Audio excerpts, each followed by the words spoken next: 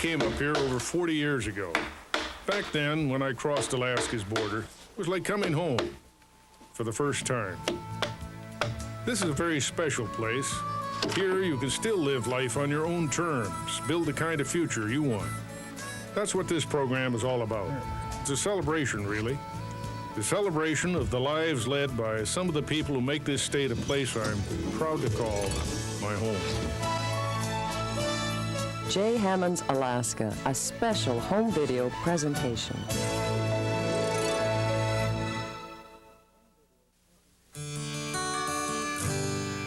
Certainly, a large part of my Alaskan life has revolved around, over, and sometimes crashed into politics.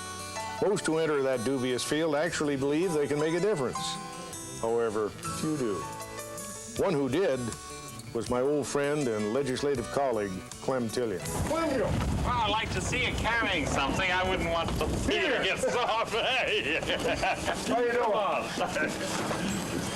No series about colorful Alaskans would be complete without a trek across the resource-rich waters of Kachemak Bay to the Tillion family spread at Halibut Cove. Clem's fished these waters for years and found time in the off-season to represent this area in the state legislature for nearly 2 decades. Known to his colleagues in the House as Reptilian, whether in reverence, respect, or revulsion, Clem's country bumpkin demeanor deluded many into underestimating his striking range and potency.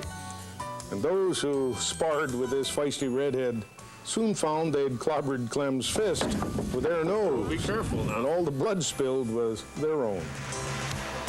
Now, with political office behind him, Clem and his family are living the kind of lifestyle most only dream of, in a setting as beautiful as can be found anywhere. Most Alaskans have a dream of the lifestyle they'd like to lead.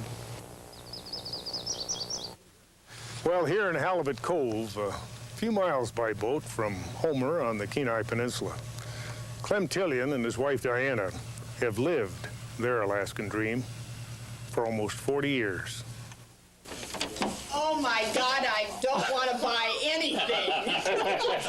How are you, kid? Halibut Cove is a picture postcard sort of place. Quaint homes fronted by mirror-calm waters and blessed with a backdrop of snow-covered peaks. It's kind of a kingdom, really. And Tillion's a monarch. He owns much of the land.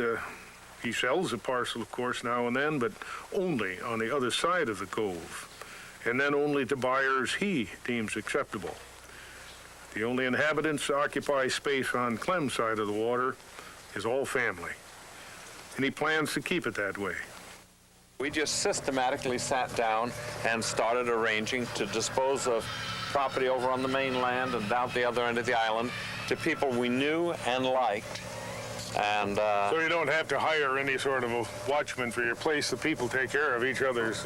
Oh, everybody watches everybody else's. We don't even have a latch on our basement there. It's just, or not a lock. There's no way to lock the house. It's the way Alaska used to be when we first came up here, I guess. The understanding we have for all of these places is that no one has title. This is a family trust, one of those life in being trusts, and that way it can't fall into foreign hands through death or divorce. I've known him since the days we together prowled the halls of the legislature looking for trouble, and it usually found us. Like too many politicians, I seem to have an inability to use but 10 words when 1,000 will do. Clem, on the other hand, suffers from an inability to mince them. Well, I've always maintained that all my service in the legislature, too, was self-interest. I have grandchildren, and damn it, there's going to be something left for them. And therefore, we're not going to use it all up now. I'm interested in how many spawners we need, how large the stocks are, how clean the water is, and you can say it's dedicated service, but it's really because I want my grandchildren and great-grandchildren to live in a decent place and have an economy that'll support them. In 1981, a fire of unknown origin struck while Clem and Diana were away on business. It burned the old house to the ground, but the biggest loss was their granddaughter.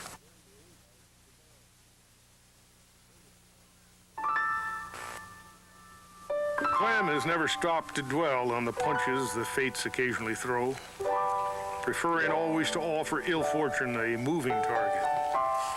Today, the Tillions live in this multi-storied home. Some might call it a castle, containing over 5,000 feet of living space. A lot of people pitched in, you rebuilt. People came from all over to help, and that's, the house is a gift. You know, it's not one of those things that you've done through your great good fortune or thought or hard work. You know, people came from all over, and sometimes you didn't even know who they were. So it was kind of humbling.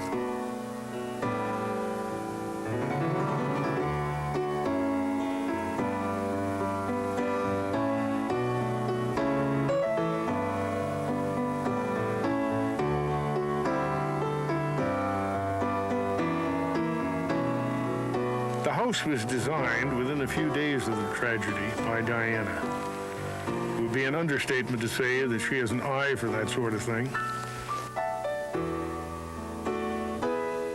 For over 2 decades, Diana Tillion's unique octopus ink paintings have been sought after from Cordova to Kotzebue. What do we got here? This is a Western sandpiper, and we have many, many of them. You're using your octopus ink Yes, medium. this is octopus ink. What happens if you err, or do you never err? Is that- You change your mind about your composition because it's indelible. And you get your octopus right here in the cove. Right here in the cove, and it's a true natural color that you don't have to preserve it or do anything to it to save it. Diana continues to stretch her talents in new directions. The latest thing is the use of the airbrush. I drew that in because I wanted to make a silkscreen print with octopus ink so I can have something to sell that's a reasonable price. Use more color. I would call it a spasm because I can't, it's out of control. But yes, right now I am indeed splashing color around.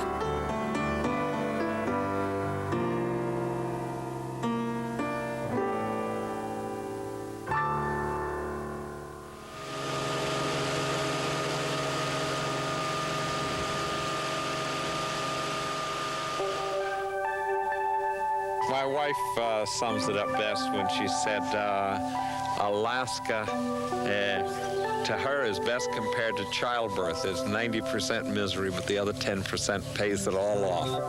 I do not feel at home anywhere else. This is home. You can be downright screwy, and it doesn't make any difference. You know, your neighbor doesn't care if, as long as you don't tread on his toes. And you'll find people that don't like each other, but would never think of going to town in the winter without telling even the man they don't like that they're going to town and is there a grocery order. It's a lifestyle far removed from the downtown din, encroaching to within but a few miles across the water. One of the most refreshing things about Alaska is that it can still provide room for brash, free-thinking individuals like Clem Tillion.